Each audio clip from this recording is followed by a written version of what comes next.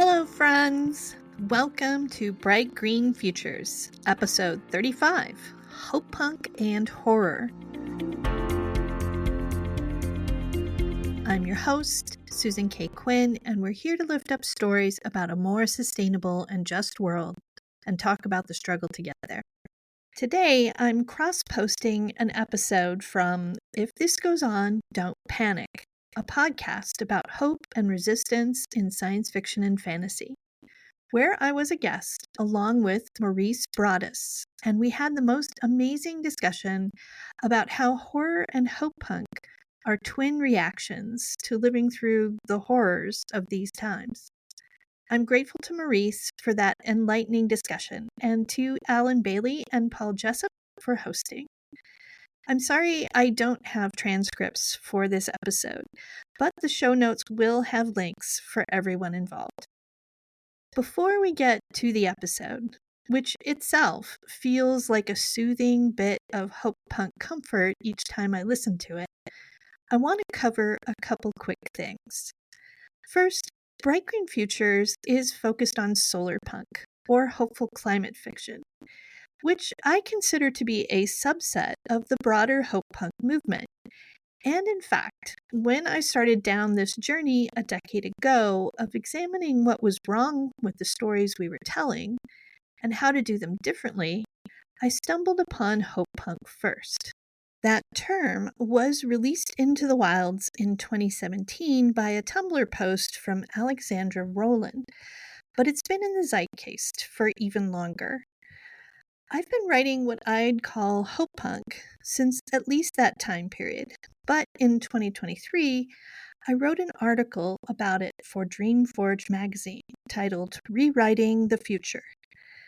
In that article, I broke down the 10 elements of hopepunk that I felt defined the genre, even though I talked about how it's more of a vibe than a genre, and that I was starting to see mainstream stories that weren't what you would call hopepunk, but that had hopepunk elements.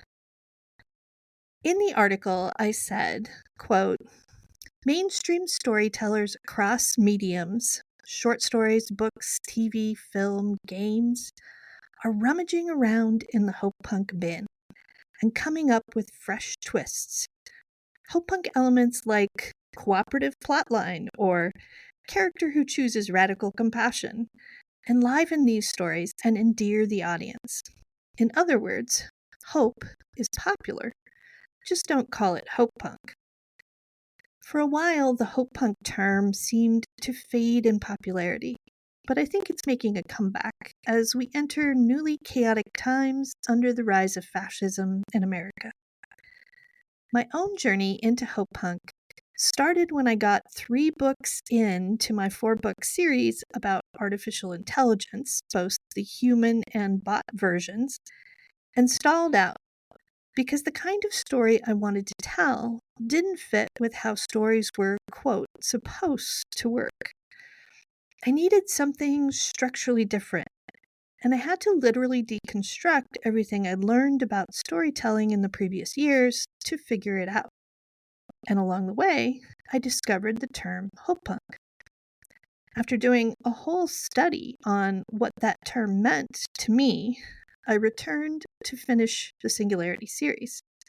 From there, I moved into writing hopeful climate fiction, again discovering the term solarpunk after actually writing it. Somewhere in the middle, I mentioned to Alan, one of the co-hosts of the If This Goes On, Don't Panic podcast, that I felt hopepunk and horror were twin reactions to our times, and the delightful discussion I have to share with you today is the fruit of that years ago comment.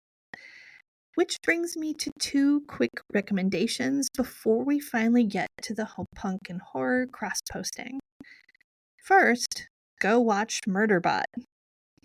I resisted reading this series by Martha Wells for a long time because I was angry about generative AI and didn't want to feed any more hype about sentient robots. But now that it's on Apple TV, I finally broke down and watched it. And now I see that it's an example of the mainstream storytelling that has hopepunk smeared all over it. I have a spoiler-free blog post about Murderbot if you want to know the details, or you can just go check it out. Secondly, I encourage you to support a Kickstarter for a Hopepunk magazine called Habitats. It's a delightful and gorgeous magazine, and the Kickstarter is for their second volume of optimistic science fiction and fantasy stories, but you can also get copies of the first. The editor, Samuel Weeks, has a background as a graphic designer and art director, and the craft of the paper version of the magazine shows it. The Kickstarter goes through August 13th, so hop on that now. These stories only manifest in the world if we kick in a few bucks to make them happen. Hopepunk is radical compassion. It's communalism and teamwork. It's understanding that gentleness is healing, and we need more healing in a broken world. But people are not a monolith, and how we each get to hope is different. This wonderful discussion with Maurice and Alan and Paul gets into that. I hope you enjoy it.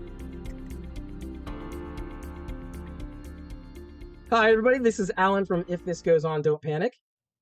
And Paul Jessup from Fear is the Fire That Lights the Heart.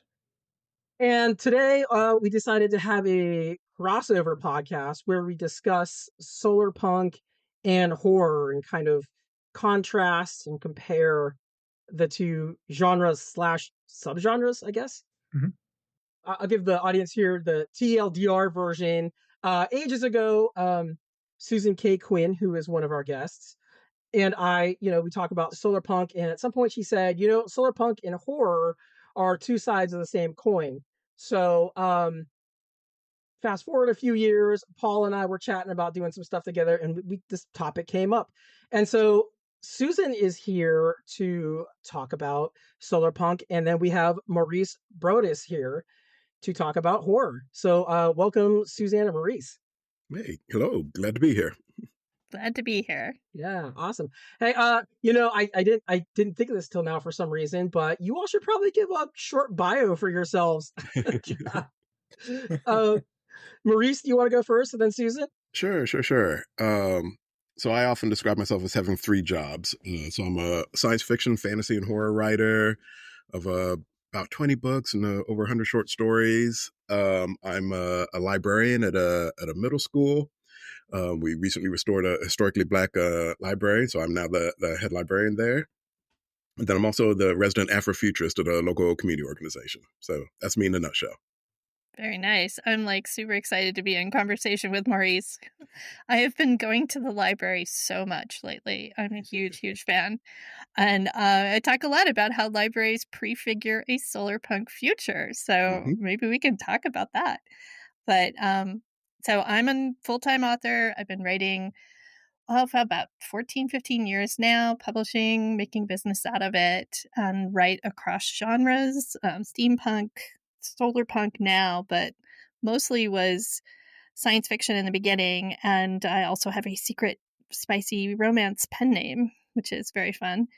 But my past life, I have a PhD in environmental engineering. Have been very eco-focused. Work for NASA, research global warming, designed aircraft engines, super nerd, and then stayed home with my kids, and then decided, you know what, maybe I'll do that creative thing, and started writing, and that was just fully addicting, and I've been doing that ever since. Oh, and if you ever need anyone to talk to you about wind resistance in your car, Susan can do it, because she has talked to me about that exact topic before. It's true.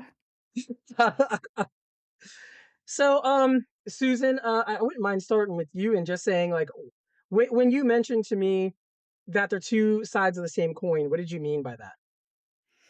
I think what I was trying to get at was that they're both reactions to our time. They're, for some people, the horrors persist in real life. So they want something that has a future vision that is of a better future, that actually seriously grapples with things like the climate crisis, the justice issues we have in our world. How do we survive? Horror. Now, I am not a horror reader or writer, so I have to speak secondhand, which is, again, why I'm super glad to be here in conversation with Maurice and hear, more about does this track at all? But my idea from talking to my friends was that horror works at a couple of different levels as a reaction. One is it's just very engaging, like you are just drawn in, and for a moment you forget about the rest, right? So all fiction can work it that way, but horror has like a lot of power in that. And another way, I feel like it it helps us to have some kind of agency, right? Like sometimes the horror resolves and goes away, unlike the horror in the real world. And so there's a lot of different ways that it's helping us to deal. And some people, we just have different people, right? Like not everybody's the same. And so our cope is going to be different. And I just saw this working, like both of them sort of rising in popularity at the same time. And I'm like, hey, that seems connected. Like it's doing something for people on different levels, and they're different people. They're not usually the same people. So I just found that fascinating, and I'm looking forward to exploring it. Paul, you're a horror writer. Maurice, you've kind of written both. Like, thoughts, reactions? Well, yeah, I can. Let's see. I'm trying to think. So my first half of my career, I literally came up as a horror writer. So like the first 10 years of my career, strictly as a horror writer, mostly writing horror short fiction, things like that. And before I shifted into, I think I did the same sort of transition, going into urban fantasy, then steampunk, and then science fiction, then bouncing back and forth between all of the genres. And so I just distinctly remember talking to my therapist at one point, and one of the interesting conclusions I came to was that when I'm writing horror, I'm actually writing from a place of anger. And so it's and again, just speaking to Susan's point about reactions, it's my anger. My anger is a response to basically the situation and the circumstances we find ourselves in. And so that's not just present day systems, for example, but it's also historical. And so the historical systems of oppression, for example, that my people have been under. So then I'm like, so I'm still having anger reactions to that. But then when I'm writing science fiction, I'm actually writing from a different place. I'm actually writing from a place of dreaming. So I'm dreaming about possibilities. I'm dreaming about better potential futures. I'm dreaming about where we could find ourselves. And so I end up, so that whole idea of two halves, because, it's not like I quit writing horror by any stretch, since I have I think 4 coming out this year, because oddly enough, circumstances have found me in an angry place again.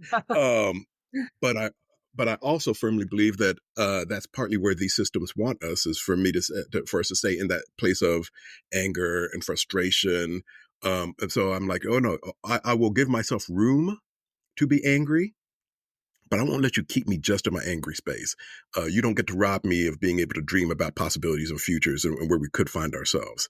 So again, I just continue writing in both lanes.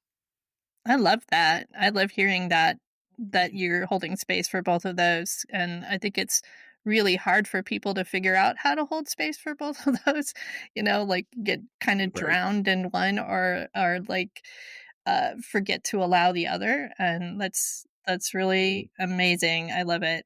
I think it's interesting too, because you can look at it as being part of the present and the future then. Because like the present, the horror, the anger is like a call to action, and the future, like the, Afrofuturism and solar punk is about like creating a response to the anger of the present by creating a better future. So the two seem to go hand in hand.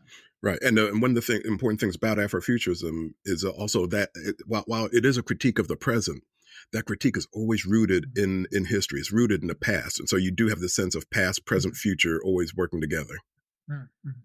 Yeah, one thing I find a lot with solar punk, mostly with people that don't actually read it and definitely don't read my stuff, is like they think that you're not angry.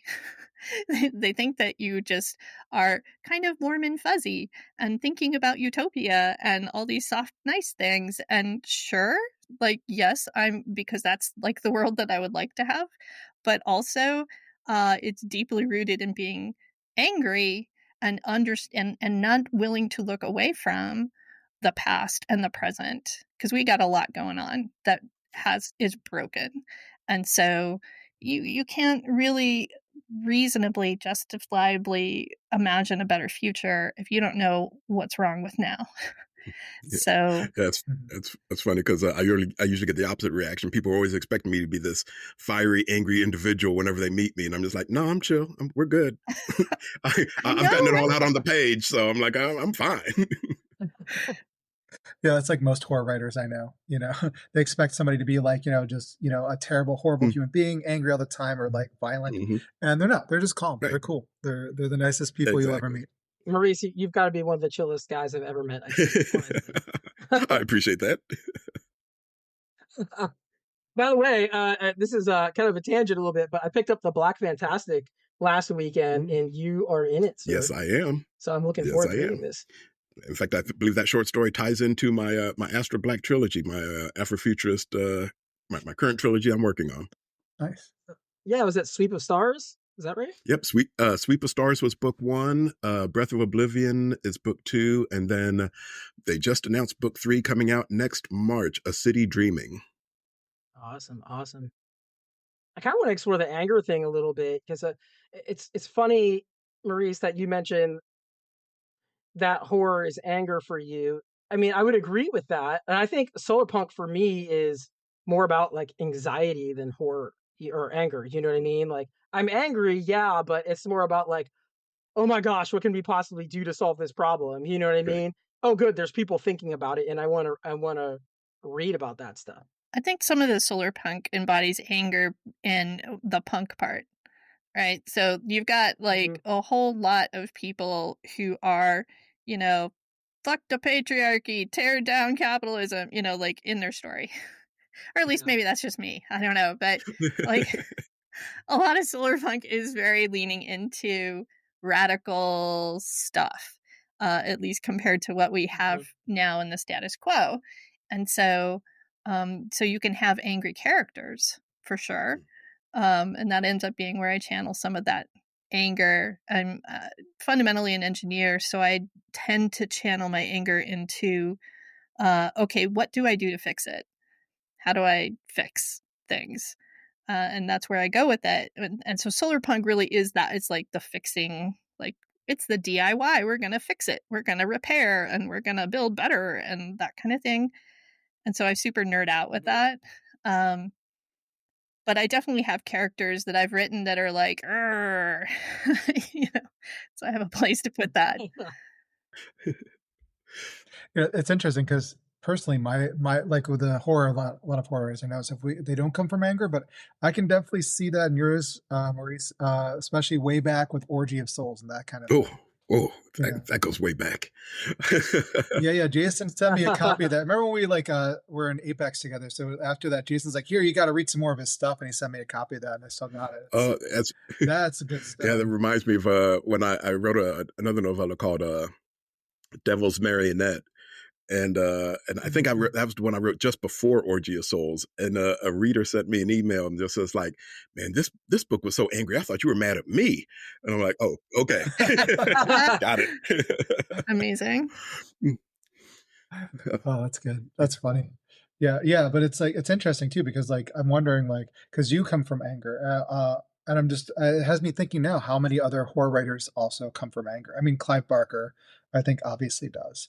And it just has me thinking about that now from a different perspective. Cause that's not what cause like, Susan, when you're talking about anxiety being, the Solarpunk, that for me, horror is the anxiety, that's with my own writing. So I just find that interesting, the different like avenues that are explored there. Well, a couple weeks ago, I just had my most recent writers conference, MoCon. And one of the discussions we had was between me, Dr. Cheshire Burke, and Rath James White. And it was sort of like a career retrospective because when we all entered the genre at about the same time and just sort of like talking about how, what our careers looked like and the, and how things have changed, how things haven't changed, that sort of thing. But it was interesting that a recurring thing that kept popping up was, because we're Black horror writers. And so that whole idea of like, well, what is the source of horror for us? And you know, so we keep coming back to this whole idea, like for some people, for horror, a lot of times it's, you know, this whole transgression of the mundane, being the source of horror and anxiety and terror and that sort of thing. Then we're like, well, that's interesting, but it's actually the mundane that terrifies us, because what's mundane for you is oppressive systems for us. Oh, that's interesting. And so a lot of our horror ends up analyzing that, like what is our monsters? What are the monsters that we face? To the point where it's like, oh man, the serial killer in the closet. Oh no, we're good. Yeah, that's fine. That's like the least of our worries at this point. You know, that sort of thing. I had a story come out. Was it not last year? The year, I think it was like late in 2023. In Jordan Peele's Out There Screaming anthology. Oh yeah, I read that. Thank you. And the story I wrote was called the Norwood Trouble. And here's the thing about that story is rooted in history, but it's the absolute real history of an area of town. I live in Indianapolis, and it's about a very real area of Indianapolis that basically went as it was a self-sufficient Black community that was undisturbed for about 100 years within our town that almost no one knew about. And when I was I didn't even do any of the research for it, because a friend of mine just was randomly talking to me, and she was just like, oh yeah, you know, there's this area of town, it's called Norwood, and like it's a self-sufficient Black community, and the pastors there would pastor their churches by day, and then by night cast Orisha spells of protection over the city. And I'm like, whoa, wait, hang on, what? What? So, That's a great trust story, actually. Right. I said, that story just wrote itself. I'm in. But the whole idea is like there's an area of town that is literally surrounded by sundown towns. And for those who don't know, sundown towns are towns that's like, it's all right if you're Black in that town by day, but when the sun goes down, your Black behind better be out of our city. And so you have this self-sufficient Black community literally surrounded on all sides by sundown towns. Wow. And the exploration of that, and like I said, this is all within the town was founded just after the Civil War. So we're talking like during the Reconstruction era is when the town gets founded, and it only gets dismantled ironically, right around the Civil Rights era. And so in that one story, I have the roots of like all the things, right? You have this entrenched history. You have these systems of oppression. You have this very real being surrounded by terror organizations trying to lynch and or dismantle you one way or the other. So, you know, you start asking, you know, where's the horror? Where's the horror? And then the horror is, while we want to relegate that to the past, every last bit of that story is also our present. So where's the horror? Where's my anger? And oddly enough, that story just comes pouring out of me. Yeah, I've actually I read that short story at my horror book club, and right down the street from here, and we actually talked about that one probably more than any other of the short stories in there. Oh, okay. Yeah, it was a really good one. Thank you. I think it's notable too that a lot of horror writers right now, or a lot of more popular horror writers right now, are minorities of some sort. I mean, you've got Maurice, you've got Gabino Iglesias, you've got Tananarive Due, Nuzo Ono, John Campbell, I think that's his name, right? I saw him on a panel a few years ago. He was really good. And lots of trans folks are, really big in horror right now.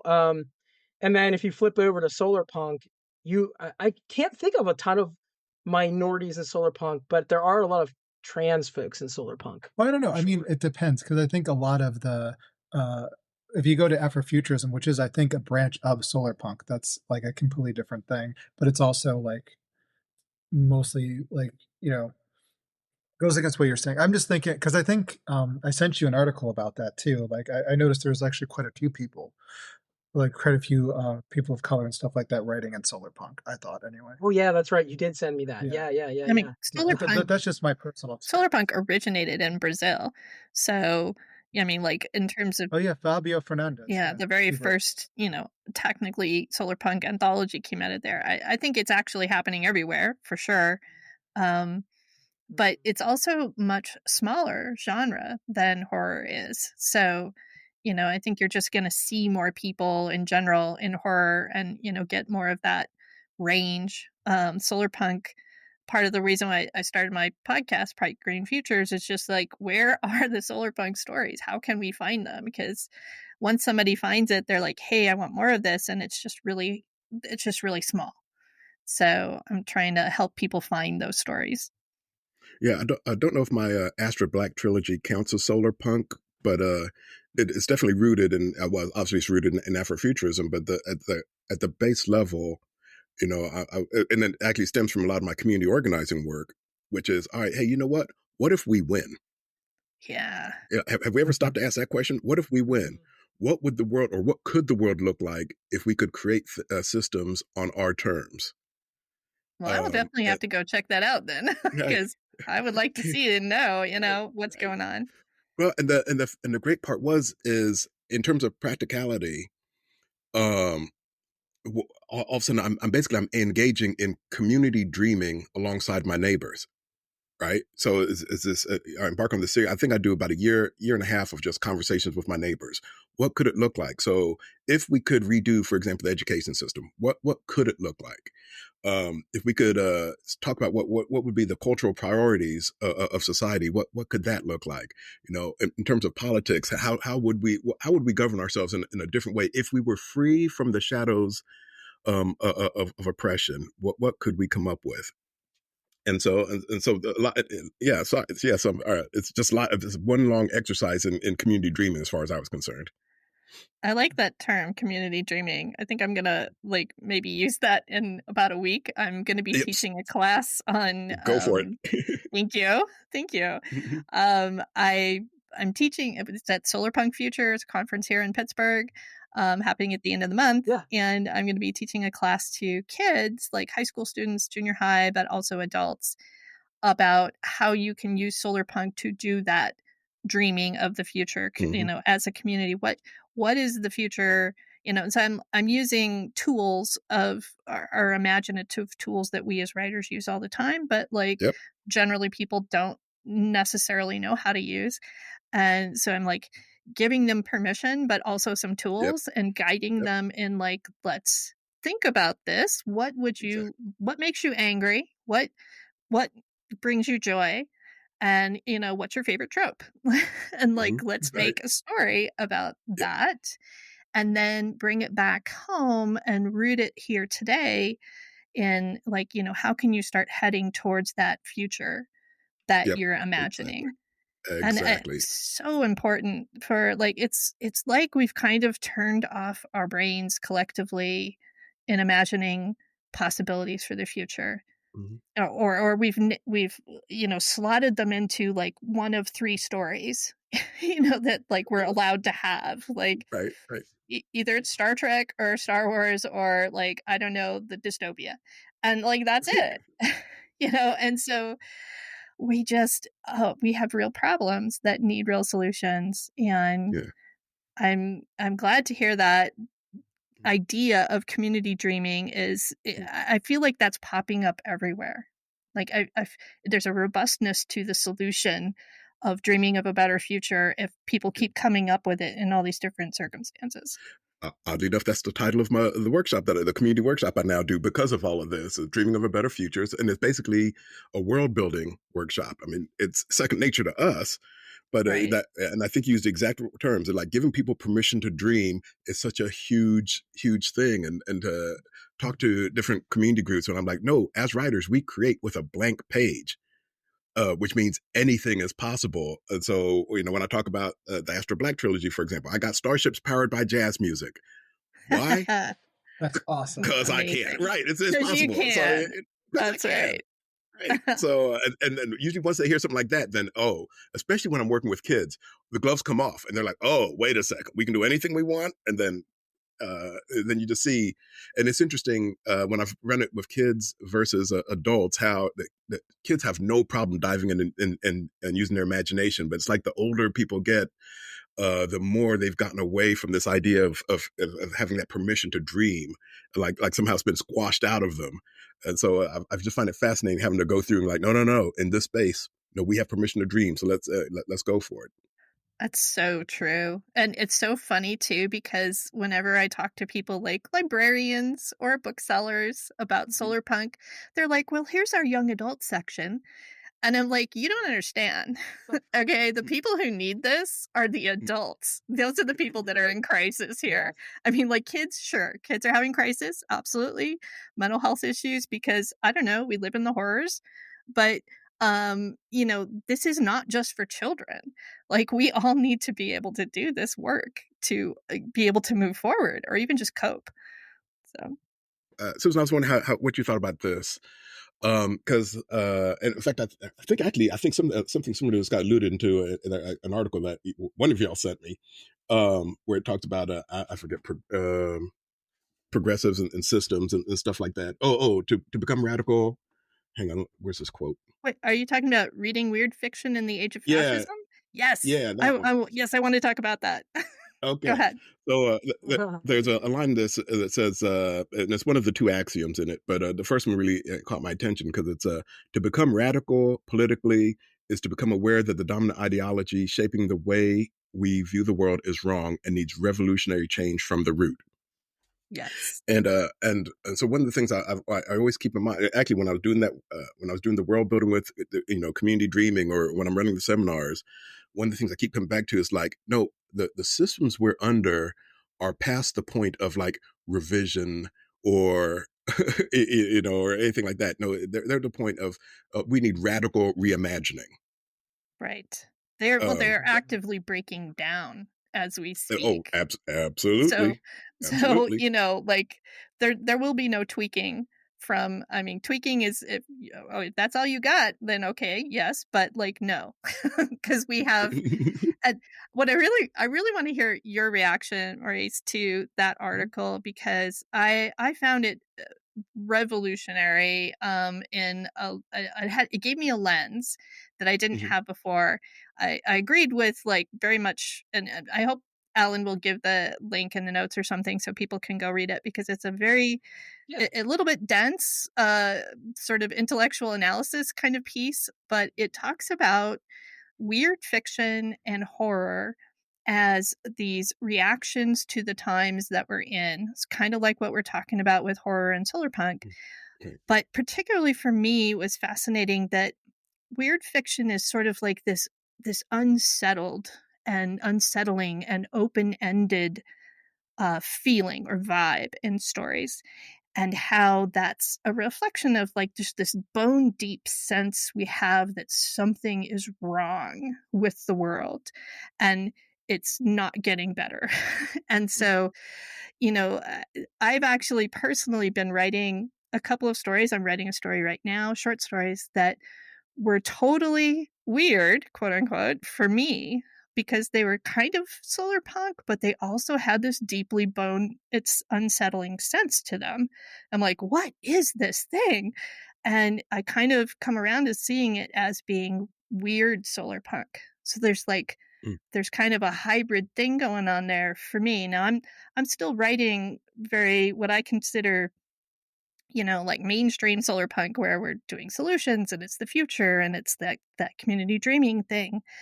But also when I just need to process my emotions, I end up going towards that weird solar punk area because I still want my values. Like I still want us to be in community. I still want, collectivism and radical compassion, but also the world is really weird. And so what do we do with that? And my answer, instead of going like into dystopia, is to say, no, we're going to double down on being human and be really superhuman, and not superhuman like superheroes, but like extremely human in that weird world that we're in. So, Maurice, what I want to like hear your thoughts about is how that aligns with some of like the horror that you've been writing and or maybe the Afrofuturism. Like, Yeah. are there hints of weird in there, or what do you think about all that?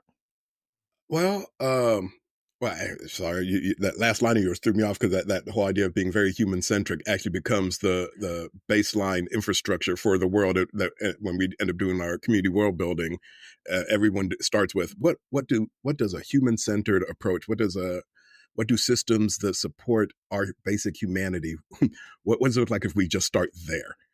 Right. And build our systems, in terms of how do we best support one another, and then what could that world look like? So I'm like, so we got that, and so put a pin in that. Okay. But then on the other side, it's I'm thinking through.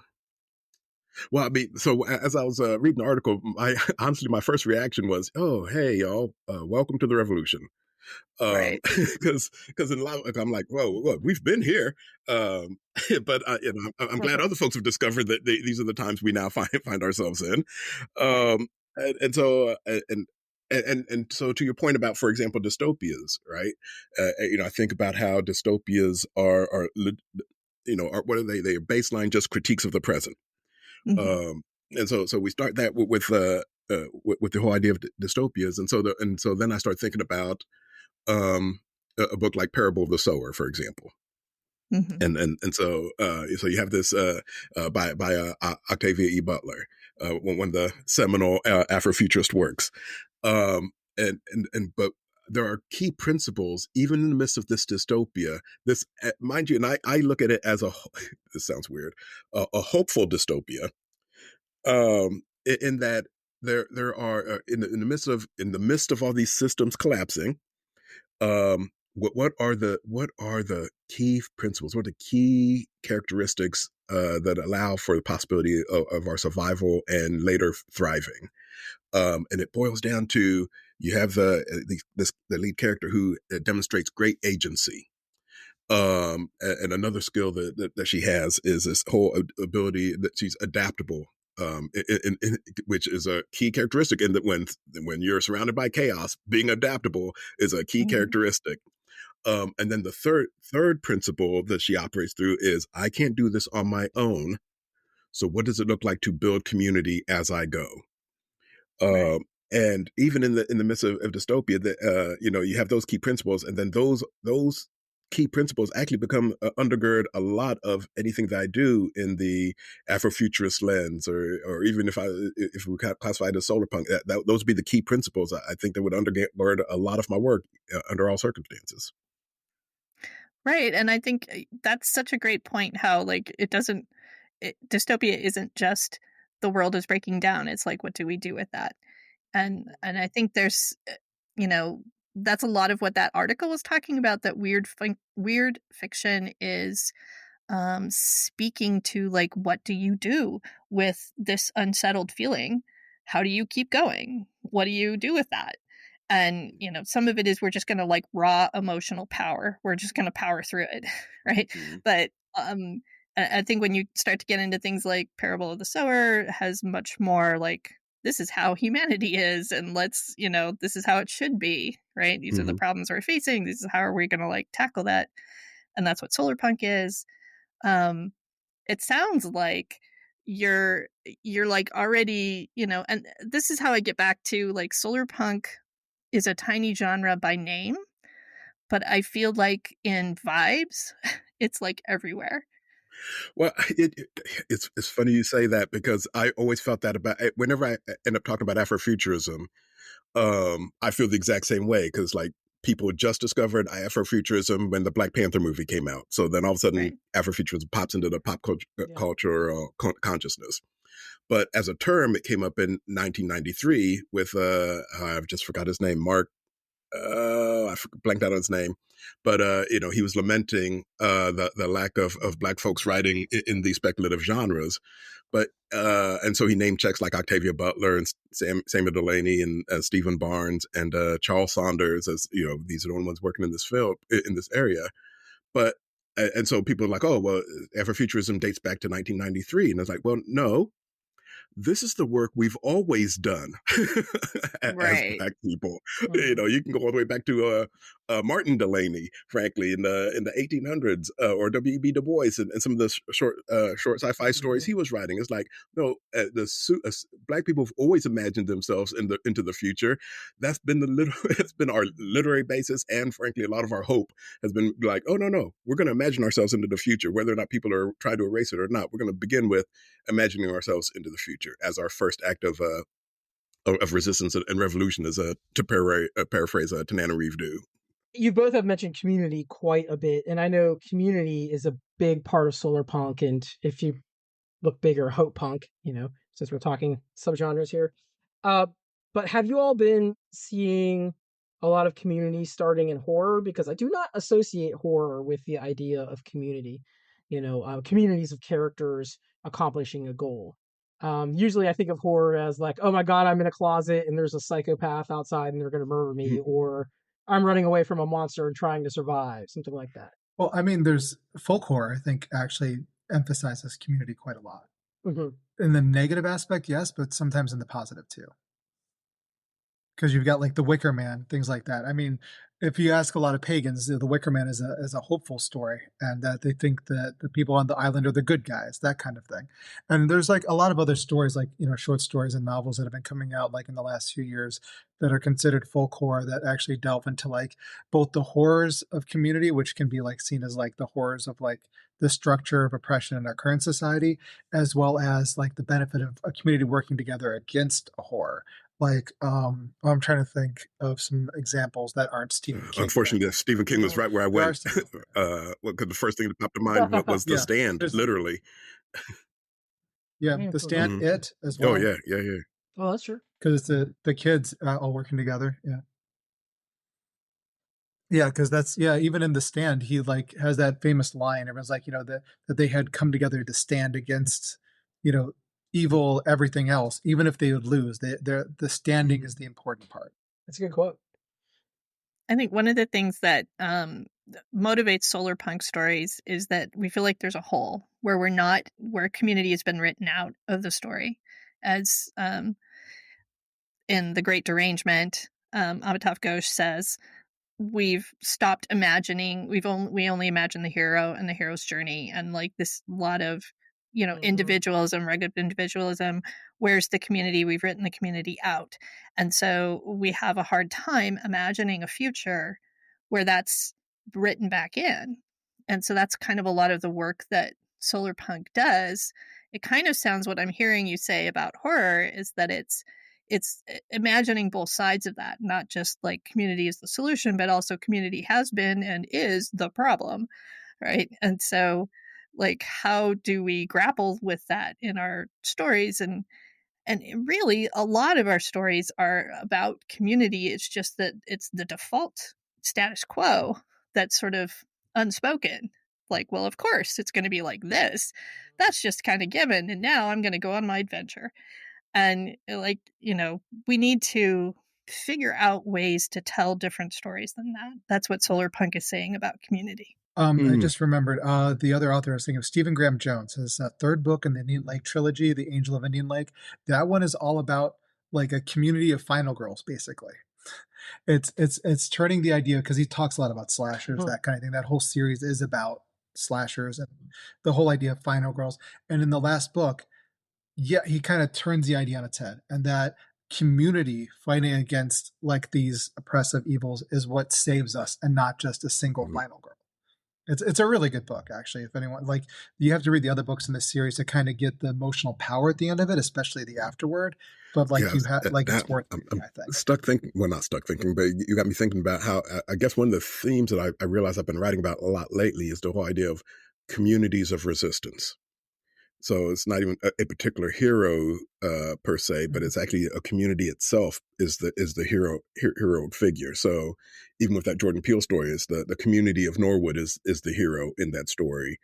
And I'm just thinking through some of my other stories that are actually coming out here pretty soon. It's like, you have heroes in different communities in different contexts, but it's all about communities banding together to resist the great evil. So, and the evil being representing, whatever oppressive system we're under, but, it's always that whole idea of like, what does, and it's something I've been thinking a lot about lately in a lot of my work is like, how do we use the idea of community, the idea of culture to build resistance and resilience? Oh yeah, and resilience is so at the top of mind for me right now as I break down under the fall of the American Empire. But the community, I mean, there always have been like African American communities have those communities, have like, because they needed that to survive, right? The resilience came from having that community. Same thing with like queer communities where people find each other because they have to in order to survive. And what I think a lot of the weird fiction now is coming out of is like the mainstream community that has always been like the source of a lot of the oppression is also having its breakdown, and people are realizing that it's all the community that maybe we had at some level is being broken. And whether that's the internet, whether it's capitalism, whether it's the rise of fascism, all of those things are contributing. But these stories, these smaller communities that we have that model resistance and resilience, are a huge source of inspiration, I think, but also just like information about how does this work? What are the problems? How do you navigate those communities and how do you build them? And so we've got this climate crisis that is coming through and just wiping whole towns off the map and is burning down. I had a kid who had to evacuate from the LA wildfires. And, it's going to touch everybody personally eventually, if it hasn't already. And what I see time and again that comes out of that is instant communities of resilience are built because we have to, because you're in a crisis. And always they're like, don't let any disaster go unused, or how does that saying go, where there's opportunity there to build something out of crisis. And, looking to people who already know how to build this, great. But also there's going to be like pockets of this happening everywhere. And imaginatively, what Solarpunk does, at least what I'm trying to do with some of my stuff, is to give us a little bit of template. So we can say, hey, maybe something like this, if you find yourself in a pickle, would be a good approach, rather than just like imagining that everybody's going Mad Max. As much as I love Mad Max, I never found it to be super realistic. Right. I'll tell you, like, just a small, example of how, even if we don't think those are realistic stories, they still inform our idea of what's possible. I recently had like this 5-day power outage in Pittsburgh, right? Y'all remember that? Mm-hmm. Mm-hmm. We were one of the last ones to get power back because we're like out on the outskirts. And so my whole neighborhood was without power for this whole time. But I have solar and I have a backup battery. And so I put out a chair that said, had a power strip plugged into my outlet. And I said, it says free power, because like all you can do is like charge your cell phone with it, right? Or your laptop. But I send out, because I have an HOA, God help me. So I put out a message on the HOA email list and said, hey, look, folks, I've got extra power. If you need it, come get it. And people were just like, they acted like I had, offered up my firstborn to the community. Like, it was the smallest act possible that I could have done to like share in the community, and people were just gobsmacked.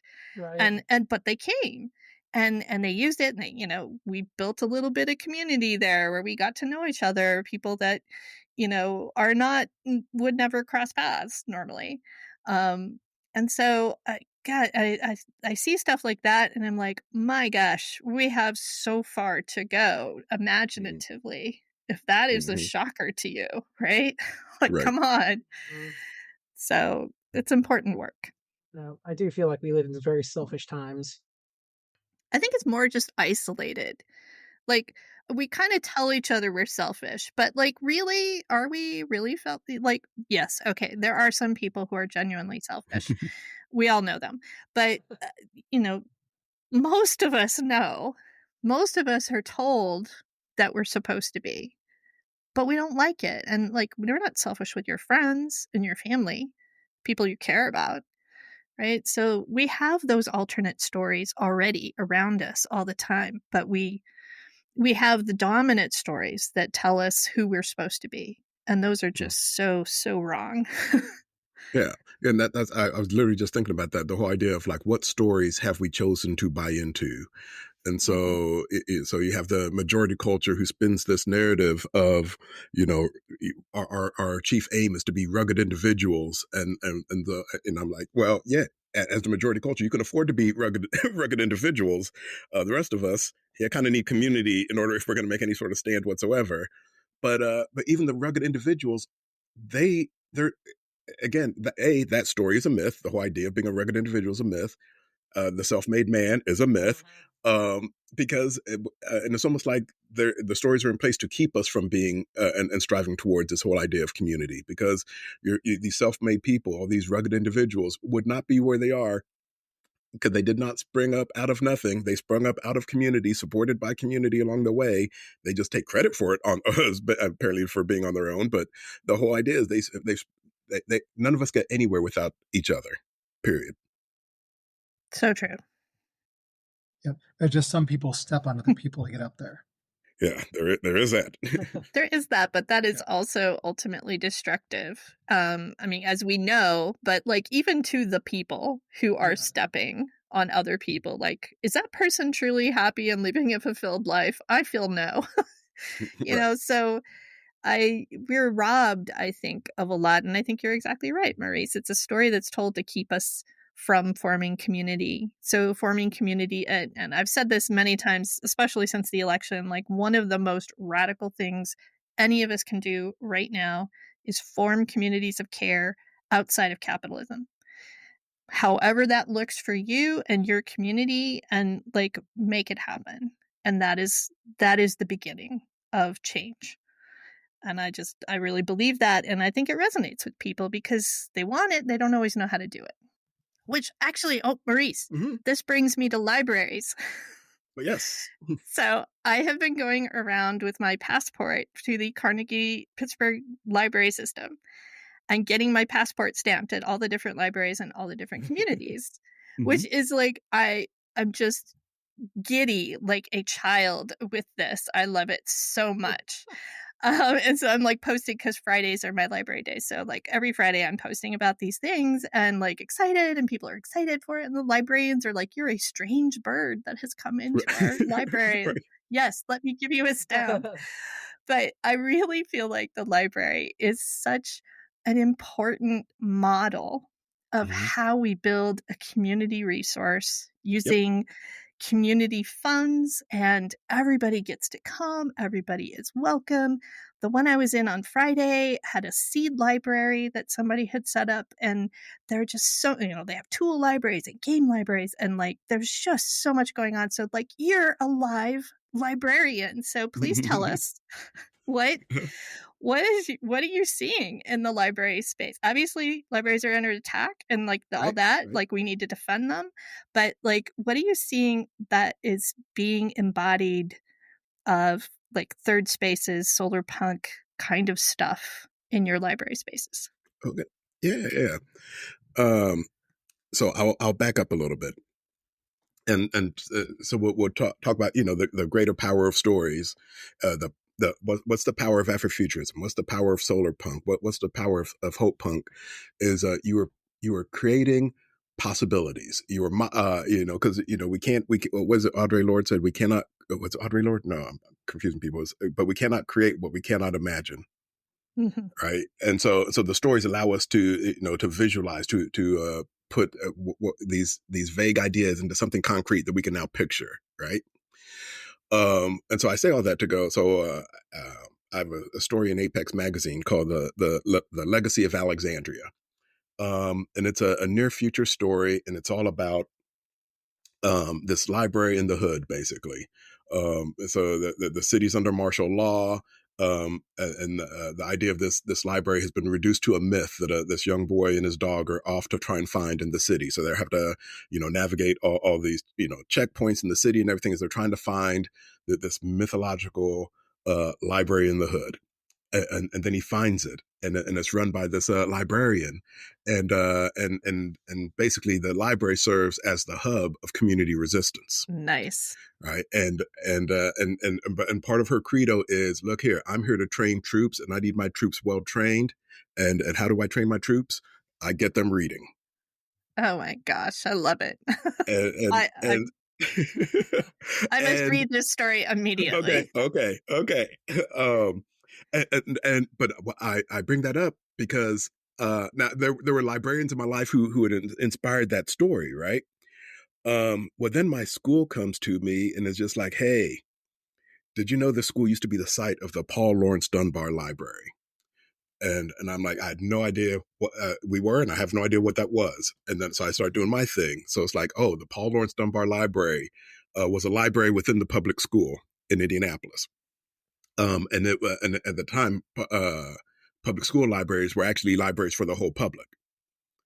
I mean, school libraries. The school libraries were libraries for the public, and so the Paul Laurence Dunbar Library was like the first library to serve the Black community in Indianapolis. And so then I get put in charge of, I was asked to lead the project to restore this library. So I put in some stipulations about, all right, so if you want me to do this, because I work for a private Christian middle school.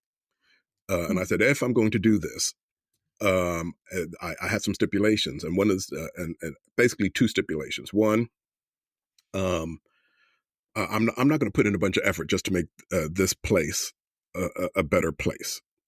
If I'm going to restore it, I want it to restore it to the library's original function, which is to be a blessing to the community, to serve the community.